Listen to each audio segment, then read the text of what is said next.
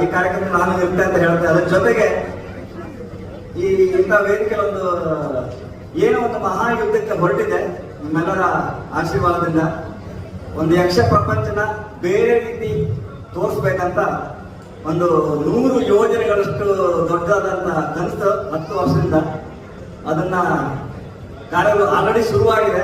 ಅದನ್ನ ಆದಷ್ಟು ಬೇಗ ನಿಮ್ಮ ಮುಂದೆ ತರುವಂತ ಪ್ರಯತ್ನ ನಂದು.